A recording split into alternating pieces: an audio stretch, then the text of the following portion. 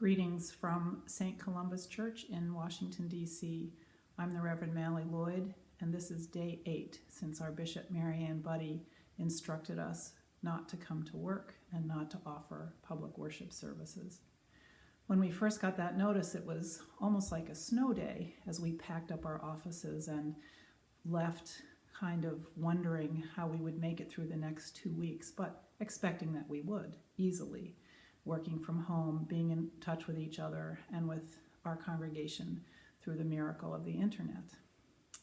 Well, here we are at day 8, and it looks like our 2 weeks has stretched into 8 weeks, and we don't quite know how much longer than that it might go. Maybe it'll be shorter, we don't know. But all of this has reminded me of a story that my son Rob tells about his grandfather. So I'd like to share that with you today. When Rob was about 7 or 8, my dad took him out in our outboard motorboat in Vinyl Haven, Maine, into Seal Cove. And they went out into Seal Cove after dinner while the sun was still up to fish. They were looking for mackerel. And they turned off the engine and just drifted in the safety of the cove and caught fish after fish after fish. And Rob reports that after a little while, he looked up and they were surrounded by fog. He couldn't see land on any side. It was getting chilly, and you know how that fog is. You can't see, and the sound is distorted. You lose your sense of direction. Sometimes it's hard to breathe. Sometimes it feels really good on your face because it's nice and cool. And he looked up at Pop Pop, and Pop Pop said to him, "Do you know the direction home?" And Rob says his heart sank because he looked around, and try as he might, he had no idea how to get home. He thought, oh no, I'm out here with my grandfather, and my grandfather doesn't know how to get home either. How will we ever get back? Well, that was typical of my dad. He knew exactly how to get home, and he taught Rob how to make sure when you left the shore that you put your eye on the compass and saw what direction you were going when you left, so that if you got stuck, you could reverse that direction, go the opposite direction on the compass to get home. He showed Rob how to use the compass, how to turn the boat, how to get the boat turned around, how to go slowly, how to keep your eyes open in case there was a log or some other obstruction in between you and home.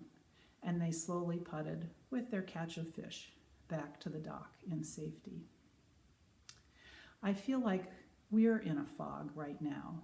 We can't quite see our direction home. We can't quite hear or see in the way that we used to. We've lost our sense of direction, our sense of how we're going to make it through. And it's time for us also to rely on the tools that we have been given and that we know how to use. That being prayer and faith and compassion and all those things that Jesus has taught us and we've been learning in all the years of our faith life. And even if we're at the beginning of our faith life, to understand that there are tools that we can use, that we can learn together here and in other places, so that we can navigate through the fog of this time of misunderstanding, not understanding, lack of clarity. You know, my dad was not God, right? We all know that. But God is kind of like that. Part of Dad that was teaching us to use the tools and present with us as we learn to use them. God is our companion in the way. God is our comforter. God is our strength. And God relies on our abilities to help to navigate through the fog, but God does not abandon us. So in these days ahead, I pray for you and for all of us around the world that we can find those tools, use those tools, find comfort with each other and in each other, and in the presence of God as our companion as we navigate this way through the fog and back to home.